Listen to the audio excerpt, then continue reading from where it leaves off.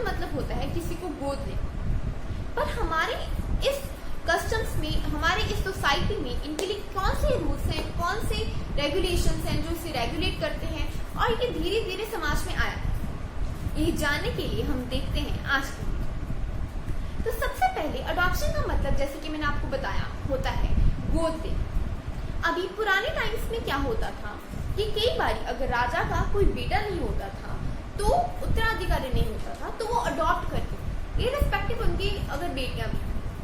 ये इसलिए क्योंकि हमारे शास्त्र इतने सेकुलर नहीं है, और हमारे शास्त्रों में कहा गया है कि जो बेटा है वो ही मोक्ष के द्वार खोल सकता है। इवन जो टर्म पुत्र है, पुत्र का मतलब भी यही होता है कि जो हेल से आपको बचा के लेकर जाए। इसकी वजह से सभी की इच्छा होती थी कि उनके पास बेटा। इसके अलावा एक सेकुलर विश भी होती है कि जब हम बूढ़े हो जाएं तब हमारी देखभाल करने के लिए कोई हो। इसके लिए भी वो बेटे की तलाश करते थे या चाहते थे कि बेटा। पर अगर इन केस उनका बेटा नहीं होता तो वो अडॉप्ट कर लेते। और इसके लिए मनु ने अराउंड 13 कैटेगरीज ऑफ सन बनाई थी जो आप अडॉप्ट कर सकते हैं। पर इसके साथ मनु ने ये भी बोला था कि बेटर है कि अगर आपके पास खुद का बॉर्न सन, ओनली अगर आपके पास खुद का बॉर्न सन नहीं है तभी आप इन कैटेगरीज में से बच्चा अडॉप्ट कर सकते हैं। ये कैटेगरीज इंक्लूड करती थी जैसे कि दासी पुत्र हो गया, पुत्री पुत्र हो गया, और भी बहुत सारे।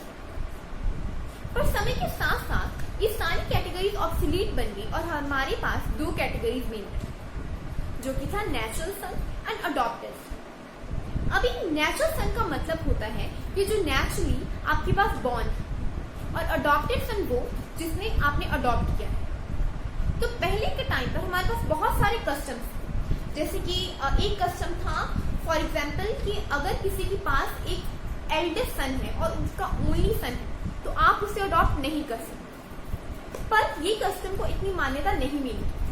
और वही हमारे पास दूसरे कस्टम थे कि अगर आपके पास सेम सेक्स का चाइल्ड ऑलरेडी है तो आप उसे अडॉप्ट नहीं कर सकते, जो कि आज भी प्रेवलेंट है। तो कई कस्टम्स को मान्यता दी गई और कई कस्टम को मान्यता नहीं दी गई, और कई कस्टम तो ऐसे हैं जो आज तक भी प्रेवलेंट है। तो आज हम हिंदूज के लिए अडॉप्शन के कौन से रूल्स और रेगुलेशंस और कौन सा एक्ट है उसे डिस्कस करें। तो सबसे पहले हमारे पास Hindu adoption and maintenance act 1956 है, जो कि हिंदूज के अडॉप्शन के बारे में बात करता है। अभी इस एक्ट में सबसे पहले तो ये बात ध्यान रखने वाली है कि हिंदू अडॉप्शन और मेंटेनेंस एक्ट सिर्फ और सिर्फ हिंदूज पर अप्लाई होगा। मतलब जहां पर बच्चा जो अडॉप्ट कर रहे हैं वो हिंदू है, सिर्फ वहां पर अप्लाई होगा। अभी यहाँ पर वो बच्चा हिंदू है मतलब कि वो हिंदू की तरह ब्रॉटअप हुआ, उसे हिंदू की तरह लाया गया है, उसे हिंदू की तरह पाला गया है। अभी यहाँ पर हमारे पास अडॉप्शन पढ़ने के लिए 4 एसेंशियल बहुत इंपॉर्टेंट है, और आज हम उनमें से पहला एसेंशियल डिस्कस करें। तो वो 4 एसेंशियल है: who may take in adoption, who may give in adoption, third is who may be given in adoption, and fourth is other condition।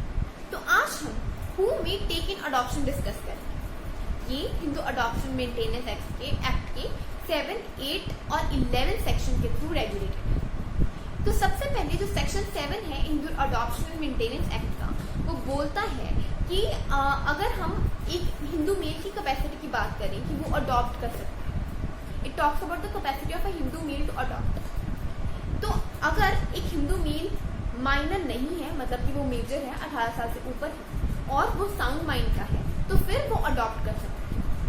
अभी इसका मतलब हमारे पास बैचलर भी हो सकता है, मैरिड भी हो सकता है, विडोअर भी हो सकता है, डाइवोर्सी भी हो सकता है, तो ये सभी अडॉप्ट कर सकते हैं।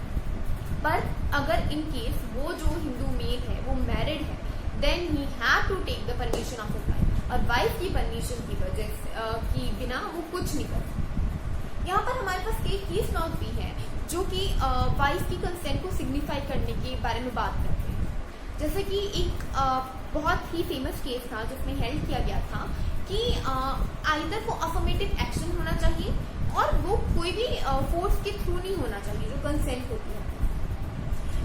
वो घियासी लाल वाला केस था, वो मैं यहाँ पर ऊपर आपको दिख जाएगा।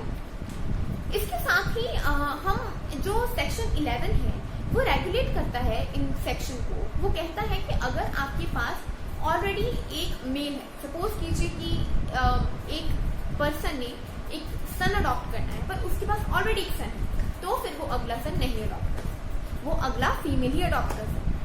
और इसके साथ ही अगर आप एक मेल हैं और आप एक फीमेल को अडॉप्ट कर रहे हैं तो एटलीस्ट आप दोनों में 21 ईयर्स का डिफरेंस होना ही चाहिए। The same goes for women है ऑल्सो, कि अगर एक वुमेन है और उसने एक मेल चाइल्ड अडॉप्ट करना है तो उन दोनों में 21 ईयर्स का डिफरेंस होना ही चाहिए। इसके साथ ही हमारे पास जो नेक्स्ट सेक्शन है वो डिस्कस करता है about the capacity of a female to adopt. तो फीमेल के लिए भी वही रूल्स है। पहले अगर जब 1956 में आया था तो फीमेल को इतनी पावर नहीं थी कि वो अडॉप्ट कर पाए, मैरिड वुमेन को इतनी पावर नहीं थी वो अडॉप्ट कर पाए, पर अब आज के टाइम पे 2010 के अमेंडमेंट बिल के थ्रू, उसके एक्ट के through, sorry I just spelled it bill but it is actually act, 2010 के अमेंडमेंट एक्ट के थ्रू, पर्सनल अमेंडमेंट एक्ट के थ्रू अभी उन्हें पावर मिल गई है, वो भी अडॉप्ट कर सकते हैं। तो एक फीमेल कब अडॉप्ट कर सकती है? एक फीमेल तब अडॉप्ट कर सकती है जब वो साउंड माइंड की हो, और साउंड माइंड की होने के साथ साथ वो मेजर, अभी हमारे पास अगेन वही कैटेगरीज आ जाती हैं, आइदर वो स्पिंस्टर है या फिर विडो है या फिर डाइवोर्सी है या फिर मैरिड है। और अगर इन केस वो मैरिड है तो मैरिड वुमेन को पहले शास्त्रार्थ में नहीं मिलती थी इतनी पावर कि वो अडॉप्ट कर सके, पर आज के टाइम में पर्सनल अमेंडमेंट एक्ट जो था उसके थ्रू अभी 2010 का जो था उसके थ्रू अभी वो कर सकती हैं अडॉप्ट। तो वही सेम रूल्स जो 11 वाली रेगुलेशन लगती हैं वो भी इनके यहाँ पर लगती हैं कि अगर तो एक फीमेल मेल को अडॉप्ट कर रही है तो एटलीस्ट उनमें 21 ईयर्स का डिफरेंस होना ही चाहिए। और इसके साथ ही यहाँ पर हम विडो की भी बात करेंगे। पहले 1956 से भी पहले और 1956 तक ये क्या था कि अगर एक विडो अडॉप्ट करती थी सन तो उसे माना जाता था, उसे रिलेशन बैक थ्योरी लगाई जाती थी।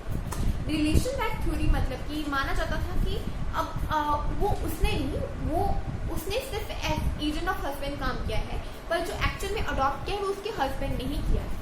ये रिलेशन बैक थ्योरी लगाई जाती थी। इसका मेन मकसद यही था कि जो हस्बैंड मरा है ये प्रूव करना कि वो सनलेस नहीं मरा, उसके बाद सन। पर अब रिलेशन बैक थ्योरी ऑब्सोलीट हो गई है। तो ये था who may take in adoption, capacities discuss की हमने।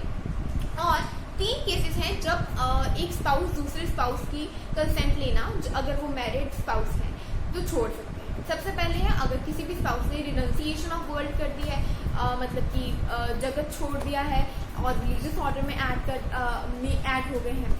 सेकंड है अगर उन्होंने ही और शी है सीज टू बी हिंदू, अभी वो हिंदू नहीं है, उन्होंने अपना धर्म परिवर्तन करवा लिया है। और थर्ड है अगर वो किसी भी कोर्ट में उन्हें अनसाउंड माइंड का प्रूव करते हैं। तो ये था हमारे पहले एसेंशियल के बारे में। आगे हम और भी वीडियो डिस्कस करेंगे इसके बारे में, तो प्लीज स्टे ट्यून्ड। और अगर कोई भी आपको डाउट है या क्वेरी है please ask in the comment section. Thank you so much. Please like, share and subscribe.